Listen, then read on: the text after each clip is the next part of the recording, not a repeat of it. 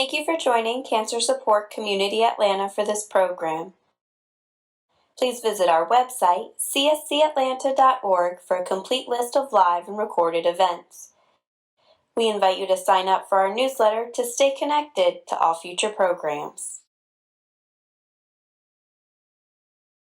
Thank you. Welcome, everybody. So thanks to Blair for the suggestion for the watermelon poke bowl.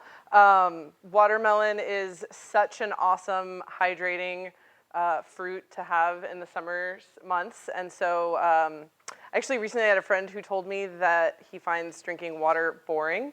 Also, when my mom was going through chemo, she never has really liked drinking water, and it was particularly hard to find ways to keep her hydrated. And so I kind of wish that I had thought about this recipe at the time.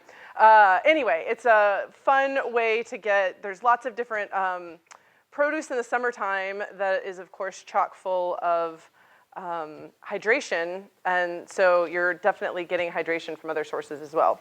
What we're going to start with today is our non-alcoholic French 75, which is a fun classic cocktail. Non-alcoholic cocktails and spirits are kind of booming and very popular right now, and it really can be a fun way to sort of have something that just feels a little bit more special or celebratory, if you will. And so that's the idea behind this drink. So I'm going to share with you the main component of the drink that sort of gives it the most flavor. Takes overnight to prepare, so I made it yesterday. I'm not going to make it for you in front of you. But it is the peppercorn bay shrub, and what I like about this is that it's, like so many things that I present with you guys, is incredibly versatile. You can change up the herbs, you can change up the citrus, but essentially what I did was peeled lemons and peeled grapefruit, and then added some sugar to them and just let them sort of macerate so the oils came out. Also added fresh bay leaves, which sometimes are tricky to find. If you can't find fresh bay leaves, dry bay leaves are fine. And some fresh thyme, some cloves, and some black peppercorns. So I let all of that stuff hang out overnight. I juiced the lemons and I juiced the grapefruit, and then this morning mixed that in with to dissolve the sugar to sort of make this syrup. Now a shrub might be a word you're not familiar with if you, other than gardening plants, but it is sort of a old-timey cocktail ingredient that can be made with vinegar, can be made with citrus juice like this one today, and can just be a fun sort of refreshing thing on its own to drink with a splash of soda water or something if you want to jazz up your soda water. So, and shrubs, you can also modify and adjust the amount of sugar in them if that's a concern for you.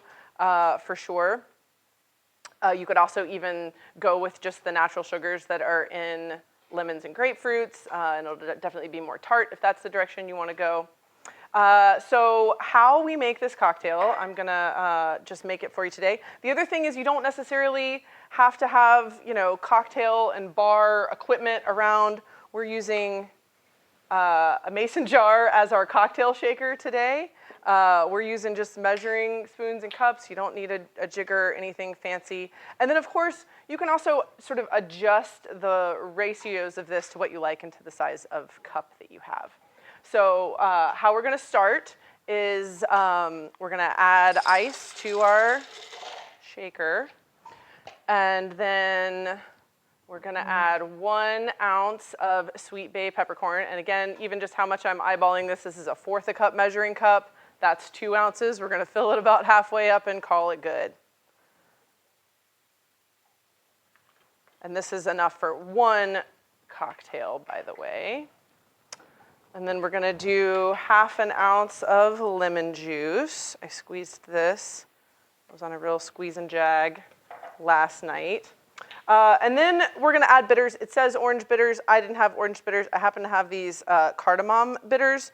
And bitters do have a tiny bit of alcohol in it. It's going to be, similar to what vanilla extract, the amount of alcohol that you're getting there, because you'll see the amount that I'm putting in there is that much, teeny tiny amount. If you want a version with us without the bitters in it at all, just let us know, and the bitters are certainly optional. The other thing is you'll get a little bit of bitterness from the tonic water. And again, the tonic water here is optional. You could do all soda water if you wanted to not have any of the sweetener at all. So a French 75 is normally, it's a citrusy cocktail that's normally made with champagne. So we're gonna take all of our ingredients here. We're gonna give them a good shake. That's just gonna get everything nice and cold. And then we're gonna strain it into our coupe glass. I was telling some folks earlier that my very wholesome Southern granny, who I'm pretty sure never had a drop of alcohol pass her lips, this is her coupe glass that I inherited, and I'm sure she would approve of me making a non-alcoholic cocktail in her glass. I'm sure she probably just served like mousse or something in them for a church luncheon. And then we're gonna give it a little splash of tonic water and a bigger splash of soda water.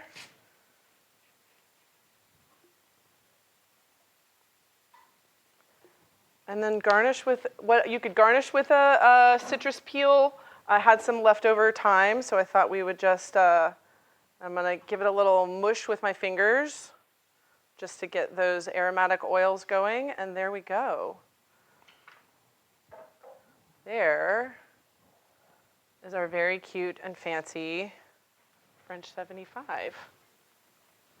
Fun and festive. Q, can you see that where I put it? Does that work? You want me to put it in the center?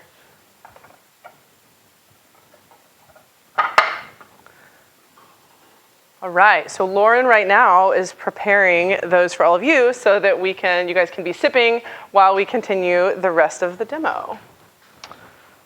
Move these things to the back.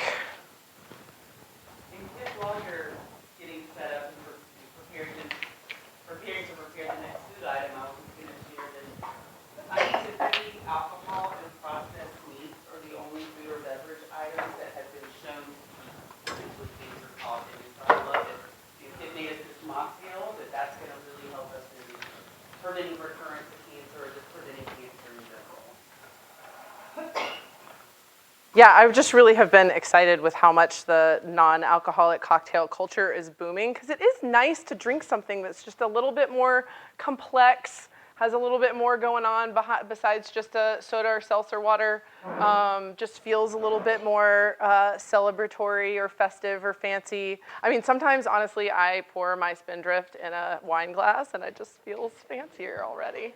So I encourage you to, if you've got nice glassware, use it for anything. Chocolate mousse or non-alcoholic cocktails or even just your everyday soda water.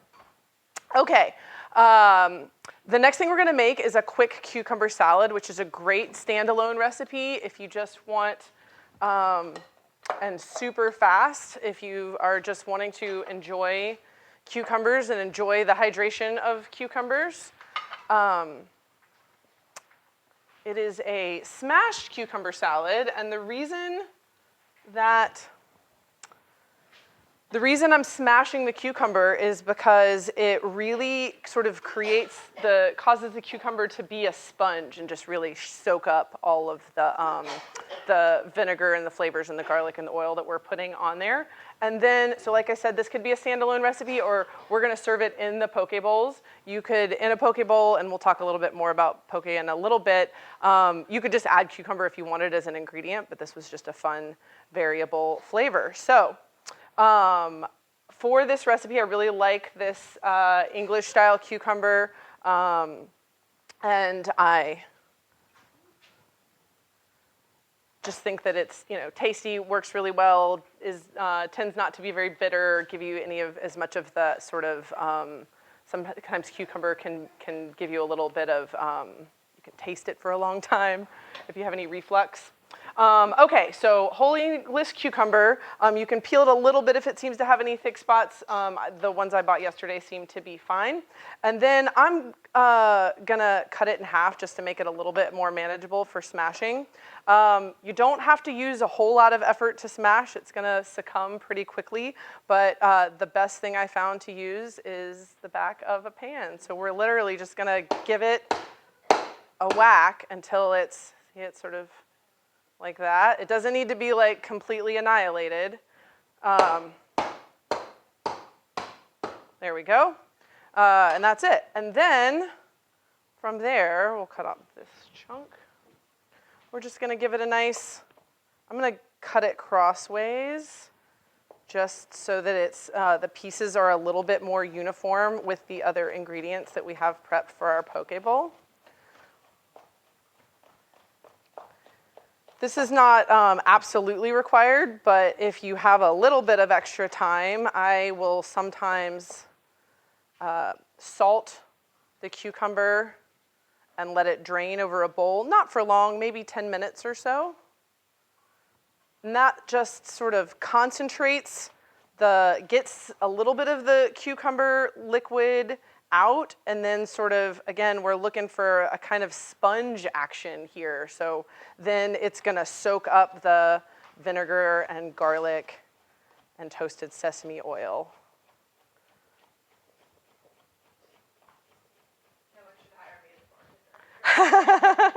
I think any bartender to make 20 cocktails at one time is impressive. I'm very good. Right, exactly. All right, so I'm just going to add this to the cucumber that I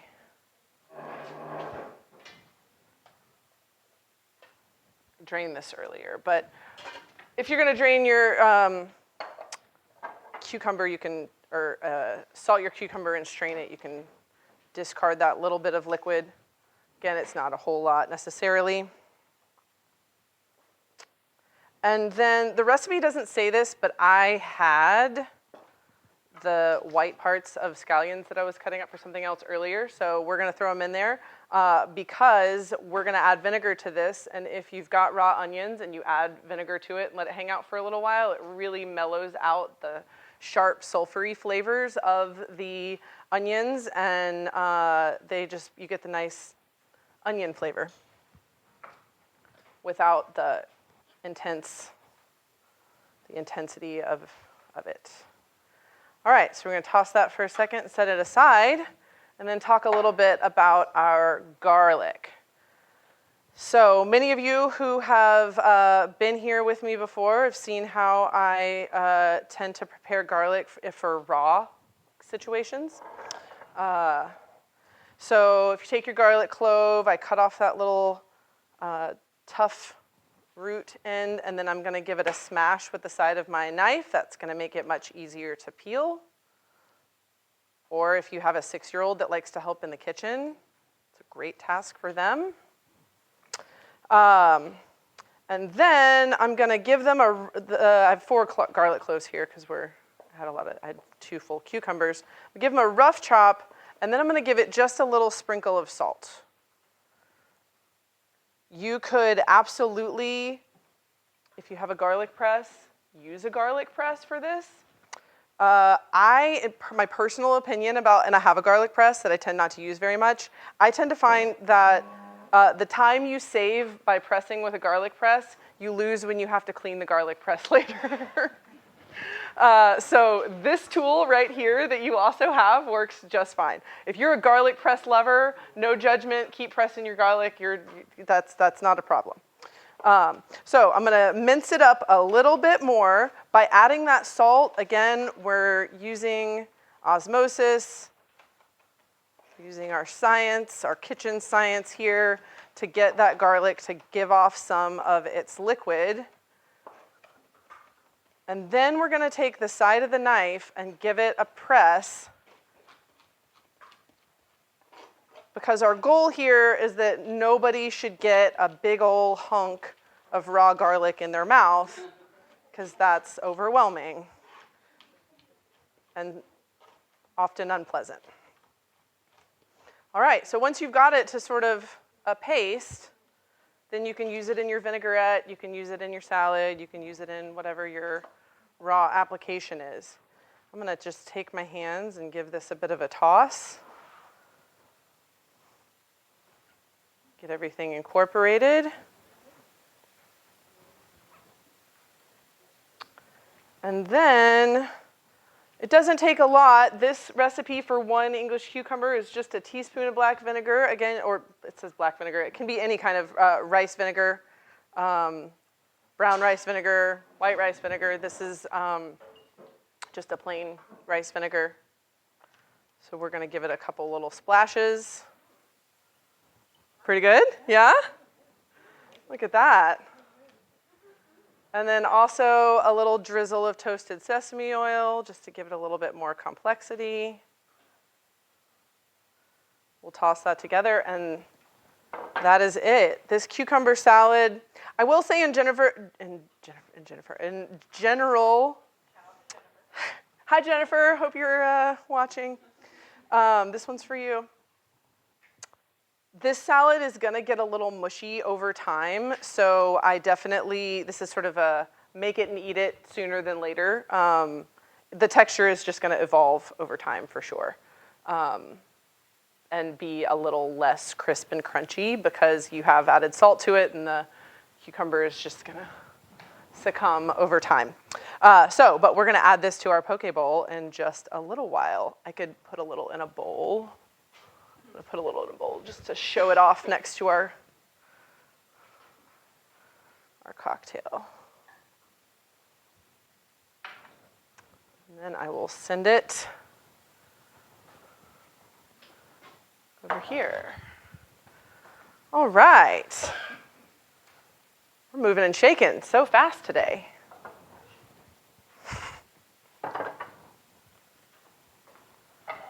Okay.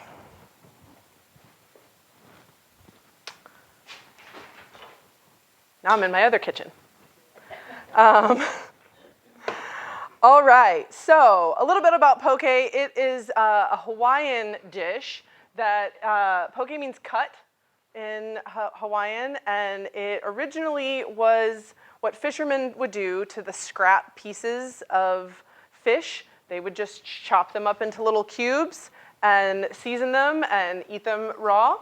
And then it sort of evolved, and now, you know, we've got poke bowl restaurants all over the place, and it's become very popular. And so what's lovely about it is that while we've come to think of them as being a fish dish, poke means cut. You can really turn anything. They've evolved a lot, and you can do lots of things in them. So thank you to Blair for her suggestion of this watermelon poke recipe, because it really gives a beautiful presentation. Like if you had a nice ahi tuna in your bowl, but if for whatever reason you're not eating fish or not eating raw fish, this is a great hydrating dish. Now, of course, fish is going to give you a fair amount of protein, and so since the watermelon is going to give you a lot of hydration and not any protein at all, really, we're adding a few other things to our poke bowl, and we'll talk about that when we start to assemble the bowl. So, first thing we're going to do is make our dressing for our marinade. So we're going to start, you could do this in an immersion blender. That's how I did it when I first tested the recipe. You could do this in a little mini chopper. You could hand mix it. I'm going to do it in the NutriBullet today. And I'm going to start by grating 1 lemon. Favorite tool for grating is a microplane. This was originally a woodworking tool that got marketed to some intrepid chef or cook out there, started using it for grating and zesting and found how useful it was. So the makers of this tool put a handle on it for home chefs, and now we all love it for things like grating garlic, grating ginger, zesting with, so you get just that flavorful surface of your citrus without getting into the bitter pith. So you get all those aromatic oils from your zest. Hard cheeses, like Parmesan cheese, it makes it real nice and fluffy. So we love the microplane. So I'm just gonna go in a circle, leaving the the grate side down and this side up so that the zest starts to collect on the top. And I'm just kind of spiraling around. And then as it collects every so often, I'm going to give it a tap.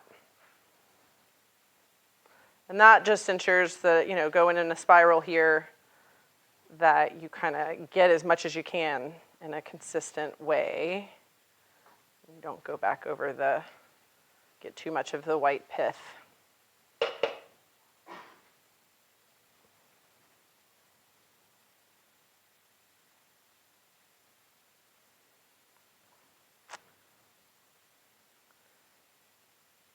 And then this dressing is really as simple as tossing everything else in there.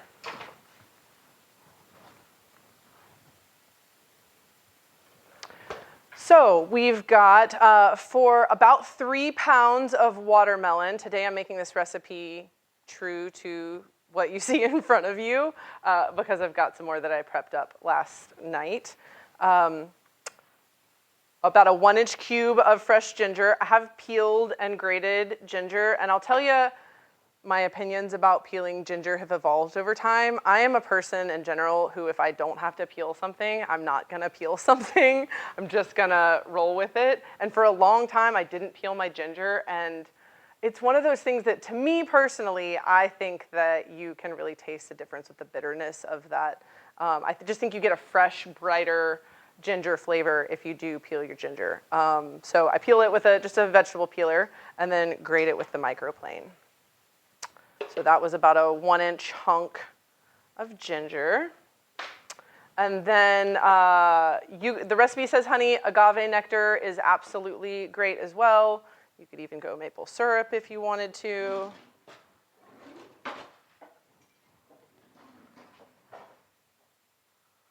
Get all of that out of there. And you could also even skip this if you feel like you are like well into solid watermelon season and you know that watermelon is really, really sweet. Cayenne pepper is optional. The first time I made it, I did put in some cayenne pepper. I skipped it for today.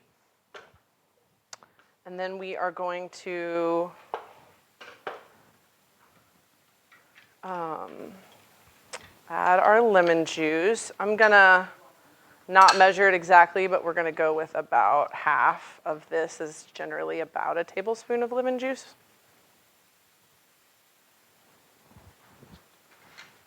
Okay. This is the same rice wine vinegar that we had before, so 1/4 a cup of rice wine vinegar.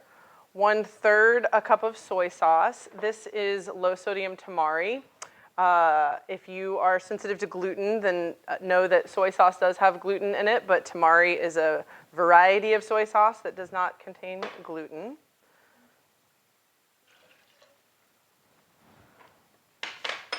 And then we've got a little bit of olive oil and a little bit of toasted sesame oil. Now, toasted sesame oil is super tasty and adds a lot of those like more complex flavors to your dishes. I don't work for this brand, but this particular brand of oil, they make all different kinds of oil. One of the things that I like about their packaging is that it tells you what the smoke point is and what heat level is appropriate for this type of oil. So I tend to use toasted sesame oil not to actually cook things with, but to either in raw preparations, uncooked preparations like a dressing or a vinaigrette, or if I've done something with a stir fry or something like that, I'm gonna finish it towards the end of cooking so that I'm not necessarily using it. It, like olive oil, is a little sensitive to heat, so you wanna be careful how high you heat it up, because once it gets past its smoke point, then it'll start to break down and create some unfavorable compounds that are not so great for you and also not so tasty. So, toasted sesame oil. Even if you're buying a different brand, you could cheat and just look at the store on what the different smoke point is on this packaging if something else happens to be on sale. All right, so that's it. We literally just dumped everything together. We're gonna give it a quick blend.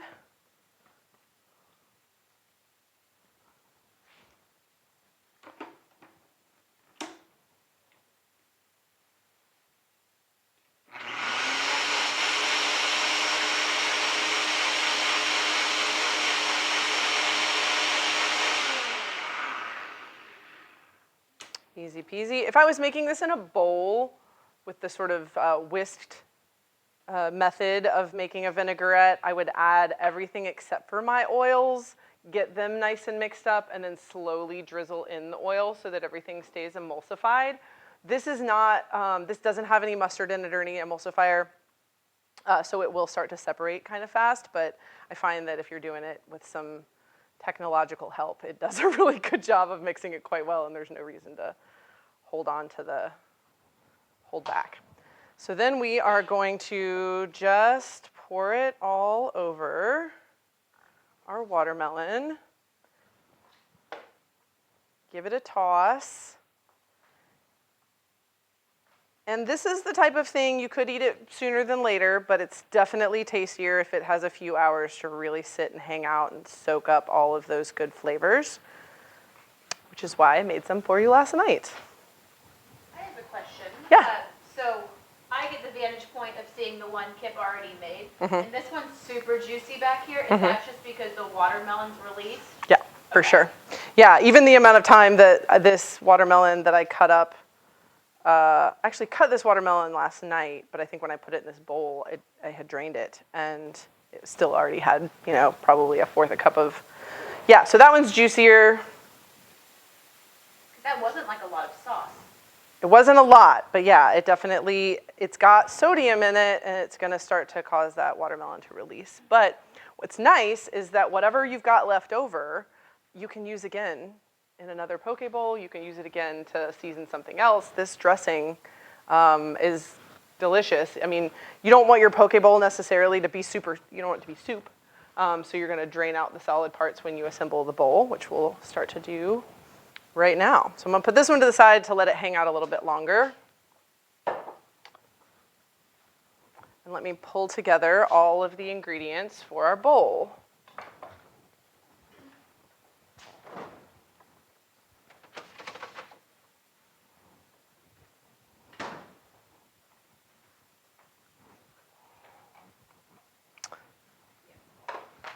This can go away, there we go.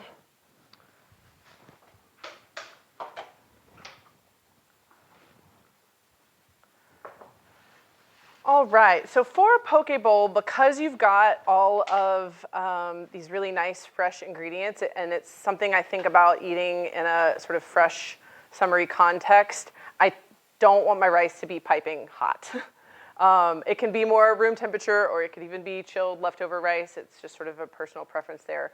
But if it's super, super hot right off the oven, then all of that sort of like fresh raw ingredients are gonna kind of get cooked in the bowl. Okay, so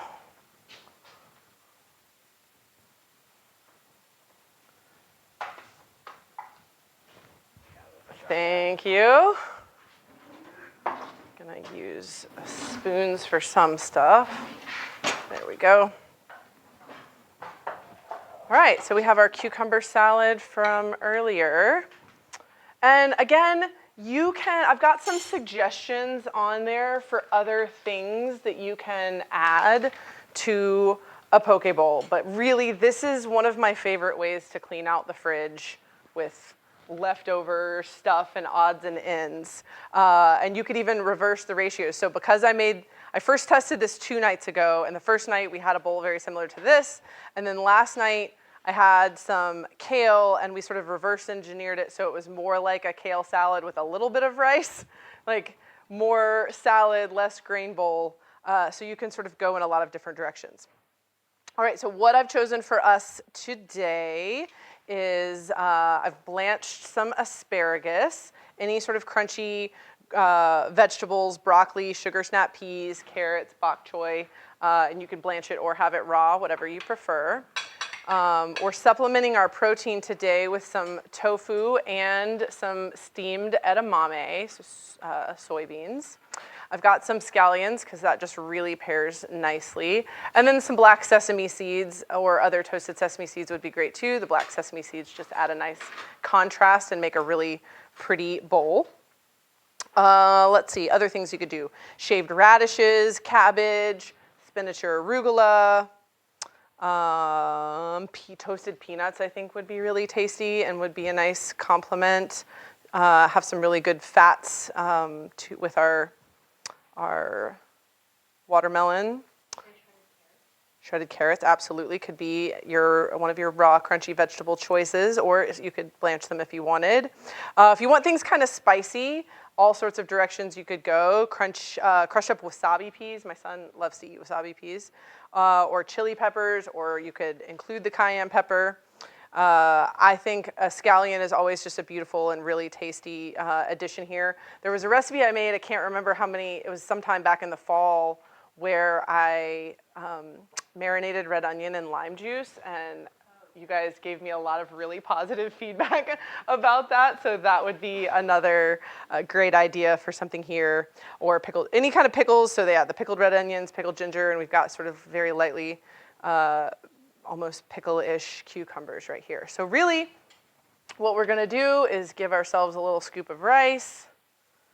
That's gonna be the base. And then typically you're gonna arrange it kind of like you would a Cobb salad, so in little piles. The reason for that, as far as I know, is aesthetics.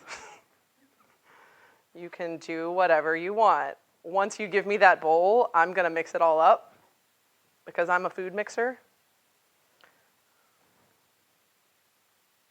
So if you wanted to mix it from the start, this is your life. You do what pleases you. There we go. And then we're just gonna give little bits of our other stuff in little piles. A little bit of this. And then also, even if you just wanted to finish it with some sort of dressing or a drizzle, I'm going to drizzle a little bit more of this dressing in here. But if you had like a ginger dressing that you liked, or a miso-based dressing, give this just a little sprinkle. And a little sprinkle. Avocado. Two other options that I don't even know if I put on here. It says avocado in the recipe, and I tried, y'all. I bought avocados. I put them in a brown paper bag overnight.